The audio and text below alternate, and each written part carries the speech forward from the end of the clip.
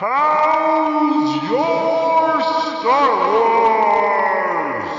Ojaba.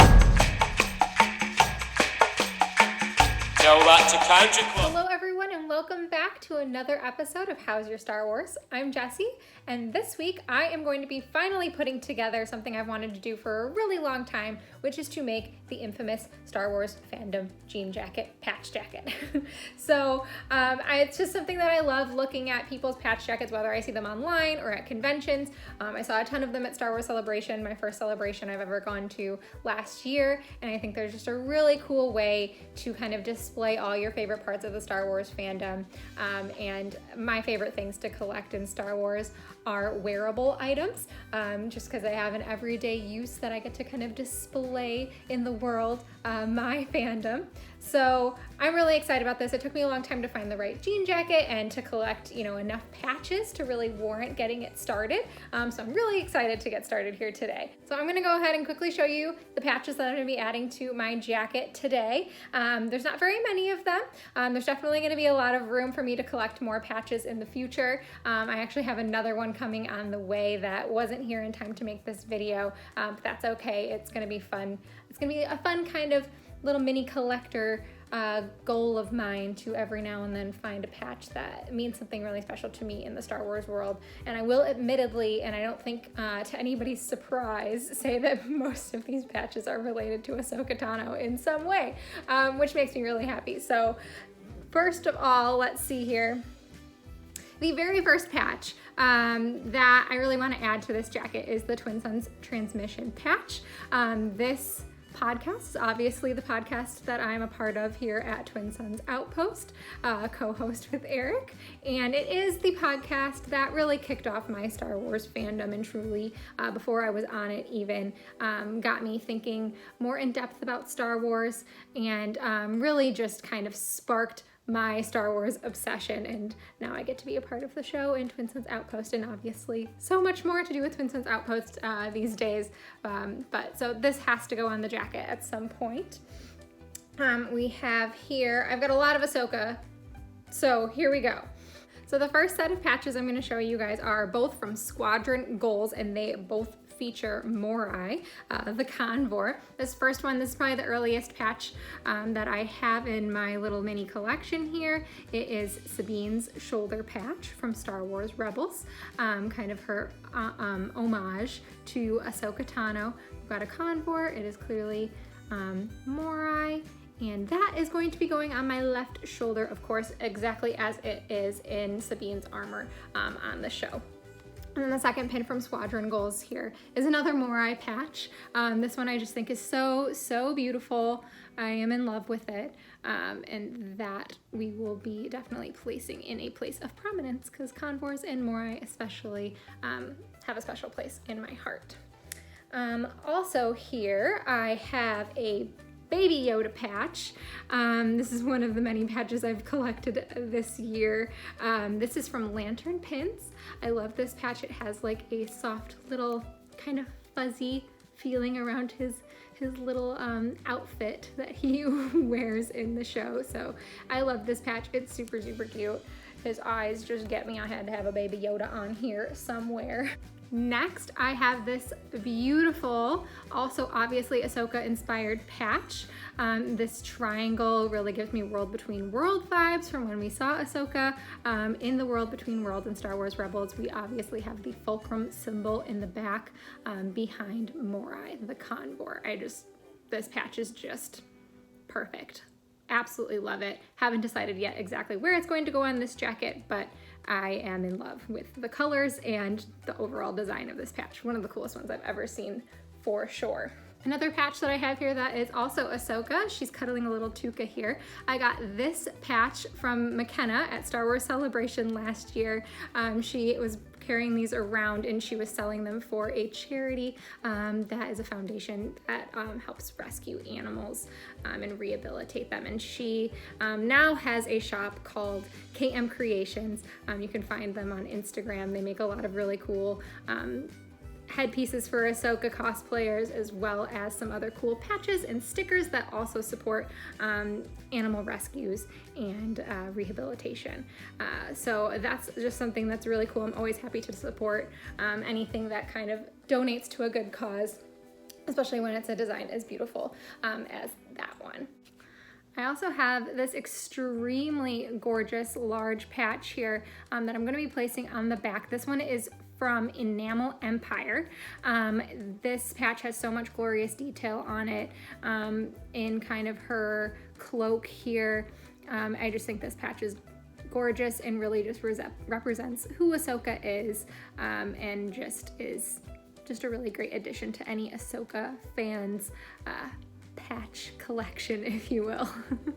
So I'm really excited about that one. And then last but not least, I am going to be placing, obviously, the Star Wars Celebration patch from 2019. It was my very first Star Wars Celebration that I had ever been to. I really enjoyed it, and I hope to be going to many, many more. So this just feels like something that is a commemorative kind of little symbol of my first celebration ever, and I am going to get that on this jacket, probably somewhere on the back, but yeah, so let's get started.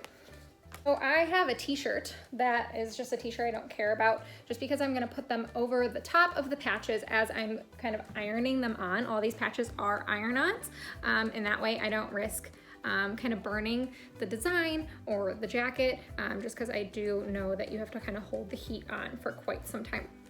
I also have I'm not doing this on my regular wood table here, I have kind of a crafting little board here that I'm gonna be ironing on top of. I don't have an ironing board, so hopefully this works.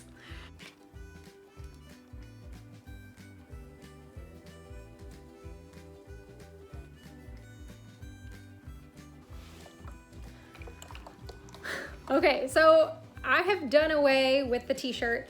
It just wasn't working. My patches it was taking forever for the adhesive to really start to melt. So I called my dad because he used to do this kind of stuff for a living. And he basically told me to stop being afraid and to take the t-shirt away. So another tip that he gave me too with this patch jacket is to actually use the steam. I got nervous about the steam when I first was getting my patches going. I was nervous about it. I thought it was gonna somehow ruin the patches if I got them wet.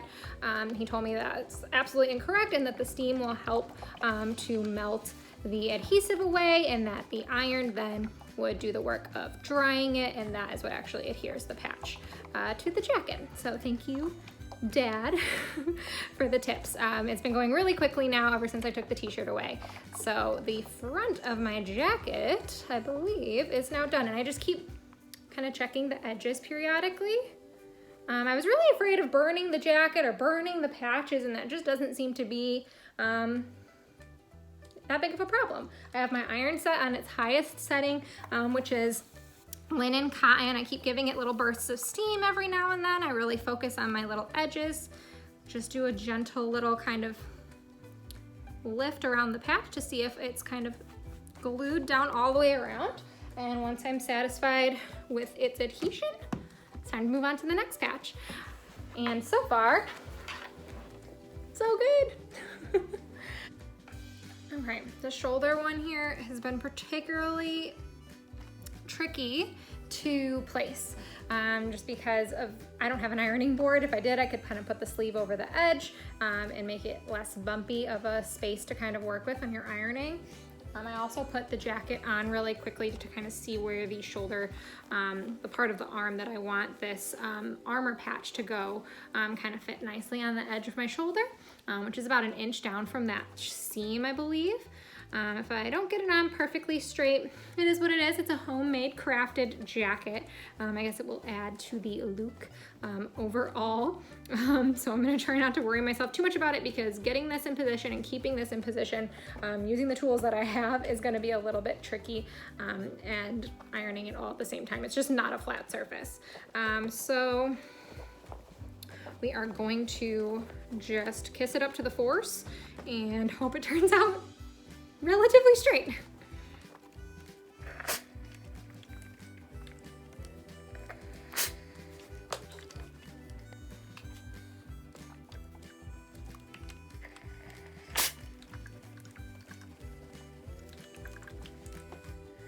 Okay, so I am super in love with how this jacket has turned out so far. It's very minimalist because I don't have a lot of patches yet, but I kind of like it that way so far. But with my little child here on the chest and a convoy in my pocket, absolutely love those placements. I've got Sabine's shoulder kind of armor here on the left shoulder, just like Sabine has in Rebels.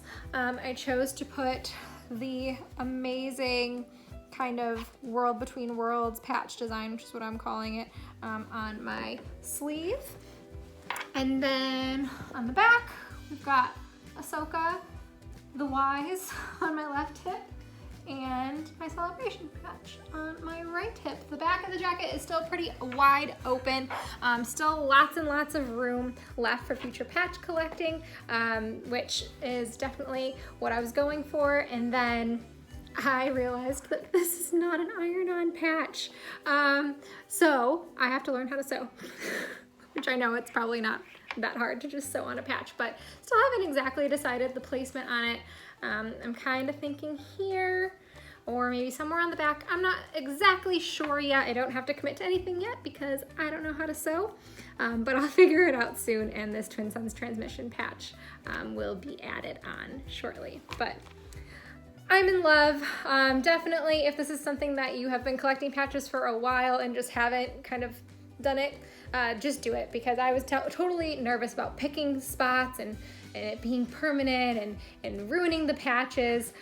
Definitely was way easier and way more fun than I was anticipating.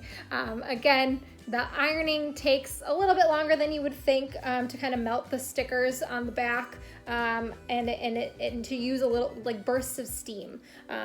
Just every now and then a couple little bursts of steam. Not a ton of steam, just a little. It really does help get the adhesive kind of melting and going. And it also helps it make it nice and malleable, like if you're going over like on my Ahsoka. Oh, I forgot to show her off. My little Ahsoka in her tuka, I went over a bunch of big seams here, so having that steam to kind of make it a little bit more malleable, lay a little flatter while I was ironing her on was really helpful. So I love having her kind of on the pocket here. I'm really excited about this jacket. I'm totally gonna wear it all the time, whether it's to a convention, which I mean, 2021, fingers crossed, for cons next year. But I'm gonna wear it everywhere, whether it's at a con or not, because I am in love, and it's definitely something I'm gonna add to over time. Quick tip, this is probably not to be used as an ironing board. I think I kind of ruined it. So if you have one of those, it worked, it's fine. These are not that expensive, so I'm not terribly upset that I ruined it, but don't recommend ironing on it in the future. As long as it didn't ruin my coffee table, I guess that's all that matters. But yeah, get an ironing board. Most people probably have those though. So, but anyways, thank you guys so much for joining me on this week's episode of How's Your Star Wars? We would love to know how your Star Wars is going. So you can tweet us. You can comment on this video, message us on Facebook, Instagram, anywhere you'd like. Use the hashtag How's Your Star Wars. You can find us on all platforms, including YouTube, at Twin Suns Outpost. And we'd really love to hear from you guys and see how your Star Wars is going this week. So thanks again for watching, you guys. If you enjoyed this video, go ahead and give us a like or a big thumbs up, and subscribe if you want to see more videos from us like this one. Thanks, guys. Have a good one. May the Force be with you. Ojaba.